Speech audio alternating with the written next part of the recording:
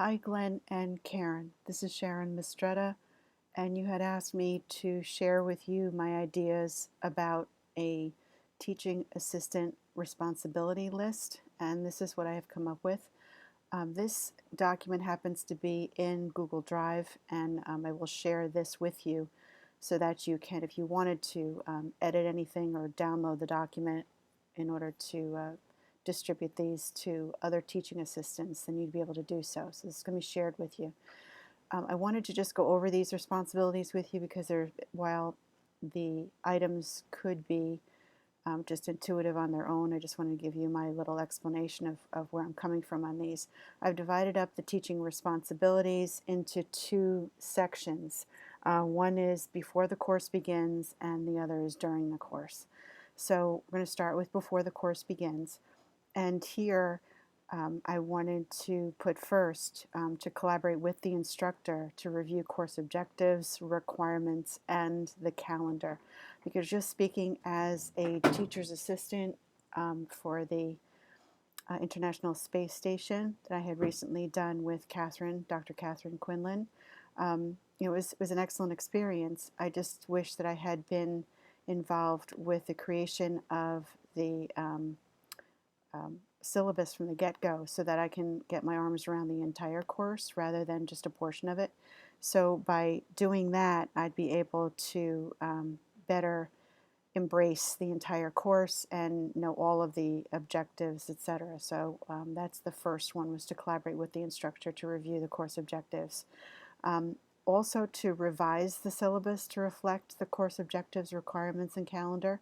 Because what I have found as a student, and I'm just showing you right now the life and space syllabus, what I've found as a student is that it seems that this is a document that is started by the NASA Endeavour administration, so to speak, but then it is revised and added um, by the instructor along the way, and it sometimes turns into a document which is a little bit hard to follow from a student perspective because you really have to hunt for the information that you need. So what I'm suggesting is that we streamline this a bit. It's good that we have our course objectives here. That's excellent. Your course requirements. But then here where we have the assignments and other information, it seems as though this gets edited by the instructor, but there's information in here that really belongs elsewhere. For instance, here it mentions the course resource page, which I go into as one of the responsibilities of the teacher's assistant, is to review the resource page and to actually test the links, because I found that as a student I would go to a link but it would be a 404, it would be a dead end. So it really should be current, but this type of information belongs in the resource page, so it should not be in the syllabus. Most of us are reading this, since it's an online course, most of us are reading this online, so these active links should be behind the text. So this should not have the raw HTTP here. That's just a style issue, but those items belong in the resource page. Here, the due dates really should belong in the due date section. So there's a lot around here that is information for the student, but you really have to hunt for the different information. All of that really belongs in a page which is down at the bottom, and that is your course calendar. And here it should have just one spot where you have the information as to what's due. Even if there's a partial due date for things, it should be expressed in one table. So just as a general comment, I did find that all of the courses that I took, I'm not just singling out Life in Space here with International Space Station, because it was really an excellent course, but the information in the syllabus seemed to have been cut and pasted and didn't have a good flow to it from a student standpoint. So that's what I would like to suggest that that be improved. So that's way, if you have the opportunity to collaborate with the instructor and review the course objectives, the requirements, and the calendar, and then revise the syllabus to reflect these items, I think would be better flow for the student. So here I'm also saying, so that's the first part, is to review the syllabus and the requirements and the calendar. That's the first part. It should flow well. Here, one thing that Catherine and I found, and Karen too, is that the rubrics were not necessarily usable in terms of grading. So here is where I think before the course begins, the teacher's assistant should know what the instructor is looking for in terms of the assignment, and to revise and align the rubrics accordingly. Here also to revise and test the resource page links. All the resources should be in the resource page, but I also found as a student that it seemed as though it was just added to and added to and added to, rather than a cohesive bundle of items for that particular course. And it was sometimes resulted in a 404 dead-end link, a broken link. So that should be revised ahead of time, so we limit the frustration students might find. After that, once these items are collaborated with the teacher, with the instructor and the teacher's assistant, then the instructor should review and approve the syllabus, the rubrics, and the resource page. The legwork can be done by the TA in terms of getting their arms around it and expressing it in a document or documents to the student, and then review and approve, so we're all on the same page. Here, one thing that Catherine and I did was we divided the assignments for grading. So she took part of it and I took part of it. We agreed upon it from the get-go. And then we knew what we were responsible for in terms of grading. So that worked well because we were able to divide up the work and then get the grades in a timely manner. After this is all said and done, I'm suggesting that the TA post the final syllabus and the final rubric on the Endeavor Online platform, and then also send an introductory email to all the students, just introducing themselves, and then also just letting them know that the information is on the platform. During the course, what I would suggest that can be done, and this can even be done if in the introductory email to the students, if they say, hey, if the course is, say, at 9 o'clock at night, please log in at 8:50. There's going to be a little introductory session by the TA in the beginning of the session. And what that should be is just an introduction of who the TA is and a review of the syllabus, which in my estimation should be a bit shorter and consolidated. Also, a short introductory of the syllabus, where it is and just what to look for. The location of the rubric files, so that the students know there's a rubric that they should follow. That wasn't necessarily followed through in the ISS course. The students kind of just did the assignment but didn't realize that the rubric was applicable. And Catherine and I revised the rubric after the course so that it was a little bit more workable for grading. We used the original rubric because that was what was publicized, and then but I had made a suggestion to Karen and to Catherine.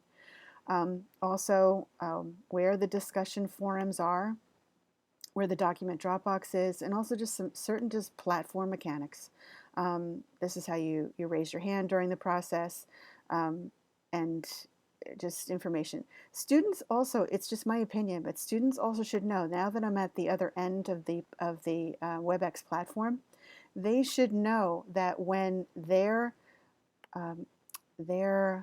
page, their window becomes the non-active window, if the NASA Endeavor window becomes non-active, in other words, you can tell from a browser standpoint when you're not on Endeavor, the platform, and it will show in a little exclamation point next to the students that are what they say are not paying attention.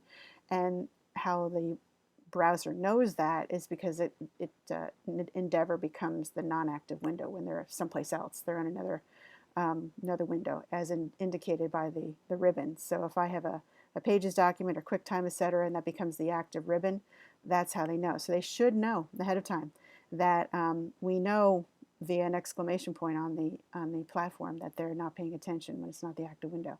So in an online course, sometimes these students are new to the online course and they don't know the mechanics of it. So I think they should know that ahead of time. Here, Catherine and I communicated once a week at a mutually agreed upon time, and we synchronized our course materials and our grading. The TA should attend. Oops. The TA should attend all synchronous live classes, and then they should be working to align the curriculum resources and posted documents as needed. So they should be listening in. There's an additional resource that has to be posted. They should put that right away on the resource page, or if a document needs to be placed up to utilize, that should be done. Sometimes that's found out during the flow of the course, the flow of the synchronous session. So we always try to do that ahead of time, but sometimes things come up, or sometimes things are suggested even by a student, and boom, you can put that up. So that should be done by the TA. Here, you should review the progress of the student discussion forums, and also the TA should post replies to the forum. And that the purpose of that is to extend and deepen learning. So you should, I did that when I saw that a student had responded to a forum, and I commented on their forum and said, did you try this or that, or did you look at this or that resource? So they should be able to do that to move the learning along. Also, one note about discussion forums, just to be very clear at the get-go, that sometimes students think that they can attach a document to the forum and therefore their assignment has been delivered. Catherine and I ran into that during the International Space Station course. So that is why I had encouraged to, I would encourage us to just have a little discussion as to where things are and also where things are due, such as the Dropbox. It should be noted that the documents and the assignments have to go to the Dropbox, not to the discussion forum. So that, and for grading. So we had to follow up on a bunch of students that didn't realize that. Also, when we have a rubric, I had annotated the rubric and then posted the grade so that you can upload the PDF of the annotated rubric. So I showed the students where they had gotten the points deducted or points included, etc. And that's something that I do with my students in high school. I annotate a rubric and I give it to them so they know where they stood in terms of the grading. Here, regularly check for student emails, respond to questions, and also clarify potential responses with the instructor, so if you need to clarify anything. Here's something that I found is important, and that is to facilitate guest speakers. I would suggest obtaining and posting their speaker contact information before the talk begins. And also any presentation files that need to be uploaded, just to make sure that those are working. I know that the instructors do the best that they can to make sure that a PowerPoint is given and posted in a timely manner so that we can view what the guest speaker has given us. The thing is, I've witnessed a couple of times where, not just the most recent course, and the courses that I've taken it with Endeavor, that the presentation doesn't work. And I've found that frequently, being a technology teacher, I realize that if you don't place a video or an audio in the same folder as the PowerPoint presentation and then link it as you're editing the PowerPoint presentation to a video or an audio that's in the same folder, then it is not a link that can be followed up when you transfer this document. I've seen this happen several times at Endeavor where suddenly, oh, I thought that transferred. Well, it won't transfer unless it is a relative link, and the relative link isn't within the same folder. So it acts like a web page, actually. And that's one thing that should be tested and make sure that everything is local before, because the presentation does lose some steam if it's just missing your video or your audio. Also, the person should issue reminder emails for pending deadlines. And also, I had to email individual students regarding missing or incomplete work. So that's what I thought would be a good start for the teaching assistant responsibilities. And I'm hoping that you can we can dialogue about this at any time if you'd like. Best way to reach me is my cell phone, 201-838-1379, and I am off this week, the week of the 28th, but I do return to school on the 4th, so I will be able to, if you need me, the best time to reach me is after 4. Okay, thank you so much.